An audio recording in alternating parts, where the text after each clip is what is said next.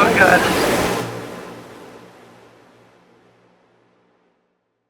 So after our time in Osaka, it was time to head to Nara to Yamato Koriyamashi, which is Fumika's hometown. The day after we arrived, we headed to a park that's famous for having deer. Not just any deer. Tiny deer. Yeah, they're pretty small deer. But the really cool thing is they will bow for biscuits. There, he's bowing! Yay!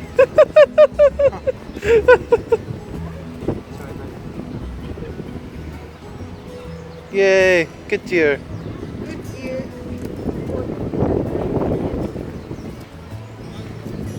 He's like, that's my food. No! Okay, so we're in Nara right now, and Nara is famous for having lots of tiny deer. And there's about 1,500 of these deer all around this park, and you can go up to them and feed them, and they're very friendly. So we're gonna go feed some deer.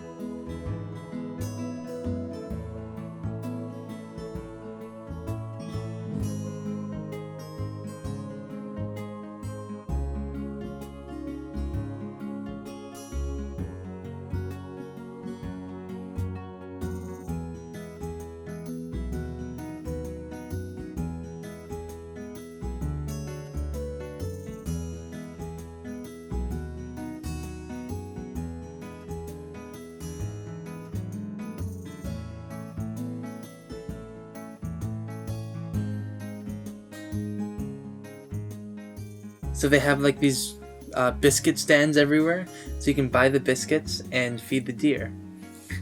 Yeah, so what you have to do is you hold out the biscuit, and the deer will bow to you, and then you can give them the biscuit. We had a run-in with one of the deer gangs.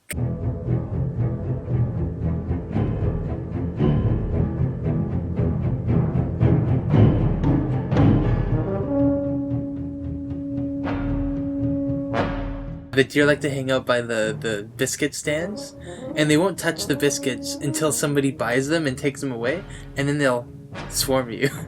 Yeah. As I found out.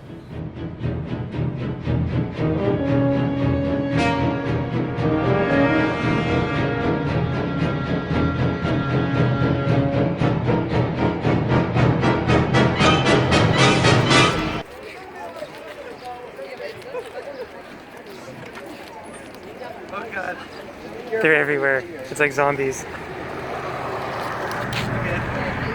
No more. I got no more. So after feeding a whole ton of deer at the park, it's actually they have Todaji, which is the most famous Buddha in Japan. Fumika actually got a tour guide to give her the rundown in Japanese. But long story short, that Buddha temple in old times, people weren't allowed to go in. But there was 2 festivals every year where they actually opened up the big windows in the temple that let everybody see the Buddha face. So they could walk up to the front gate and they could gaze upon the Buddha through those windows, but only for two special occasions in the year. And then until they finally opened it up as like a museum. Now people go in there all the time. Okay, so we saw the largest Buddha statue in Japan, and now we're actually at the most famous Buddha statue in Japan in Nara. So it's pretty impressive. And they also had this.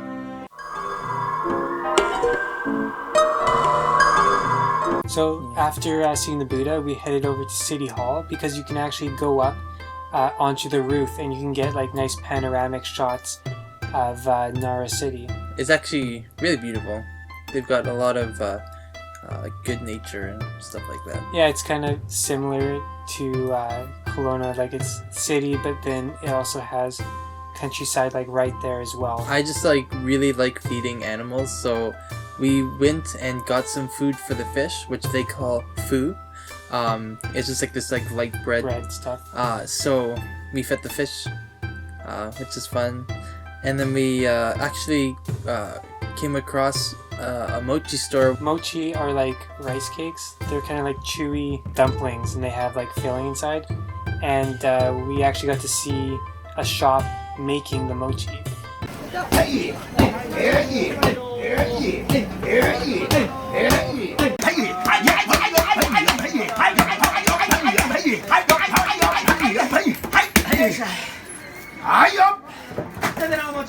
So we're going to eat freshly made mochi.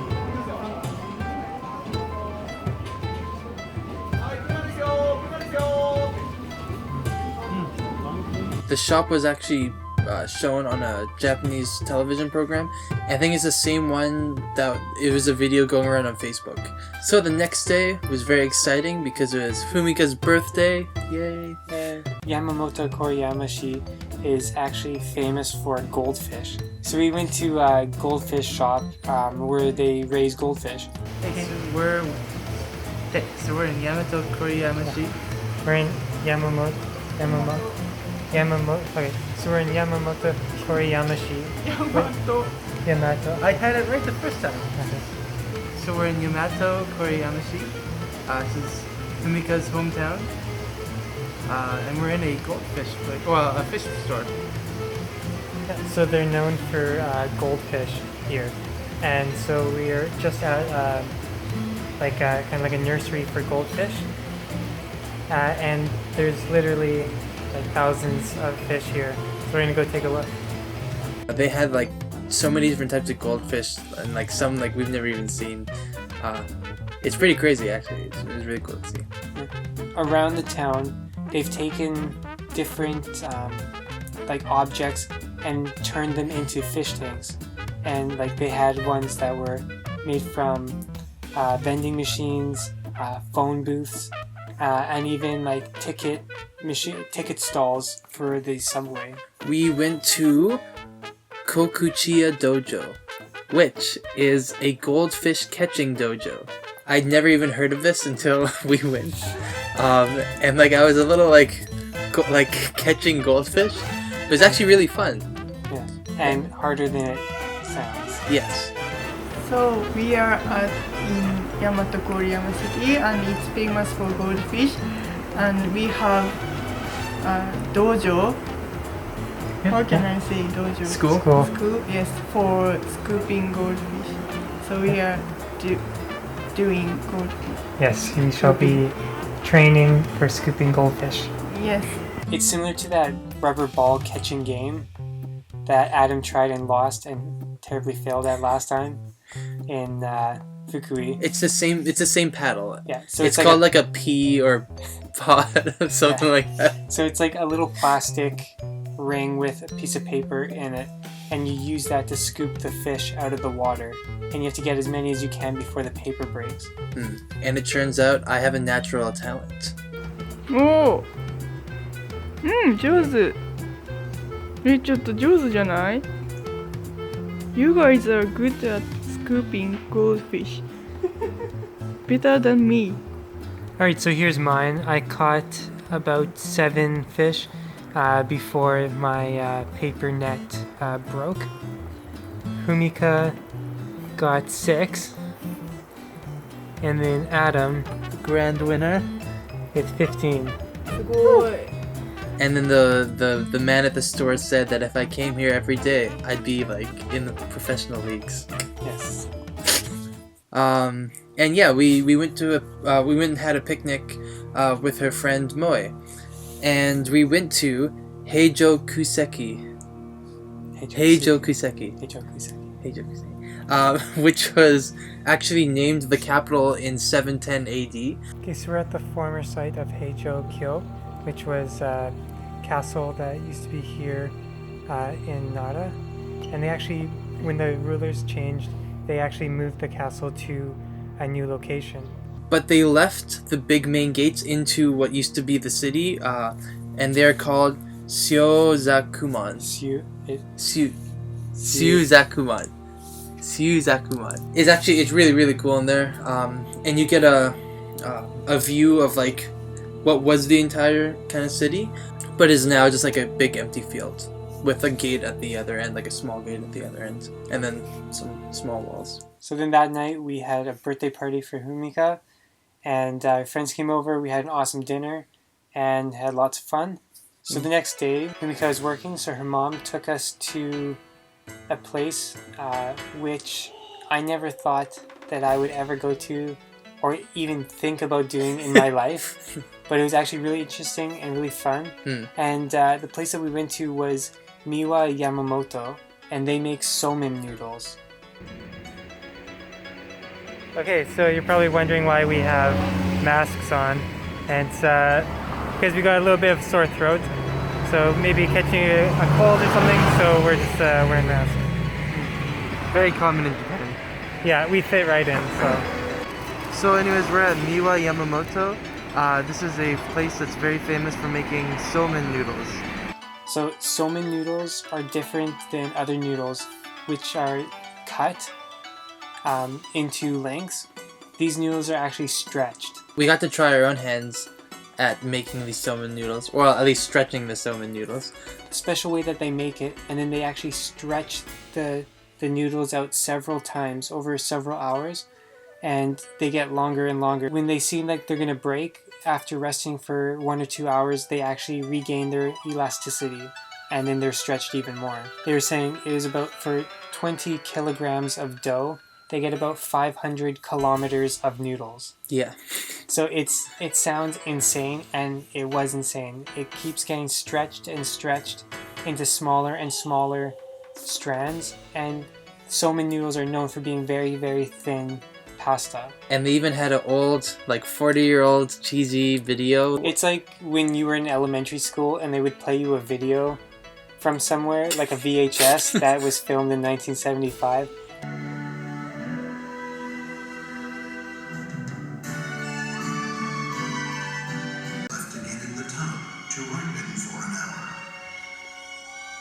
That's exactly what we watched, but all in Japanese, and it was pretty awesome. It was in English.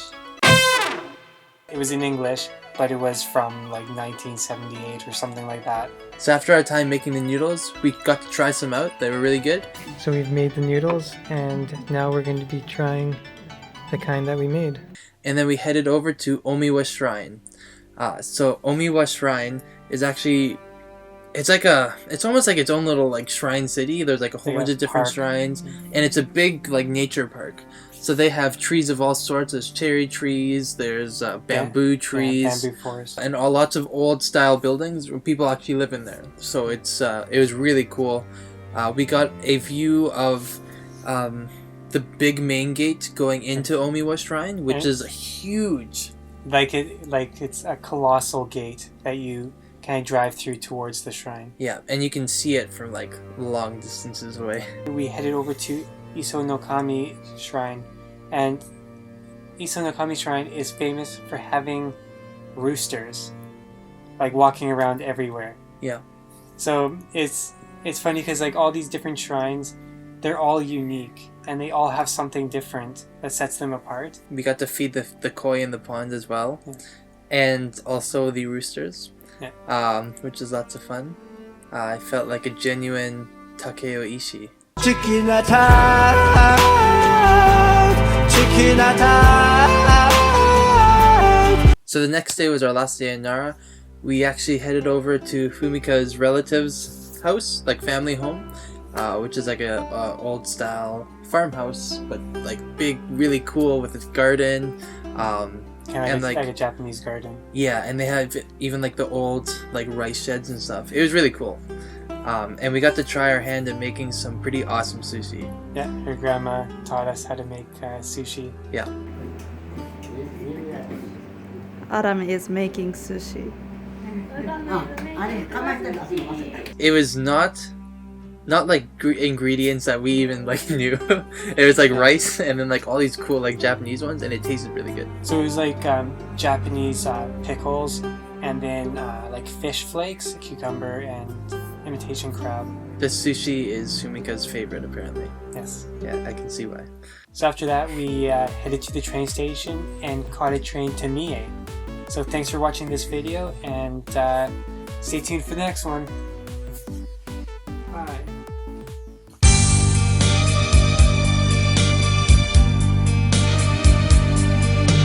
夜桜背に舞い落ちるどこへ行く道か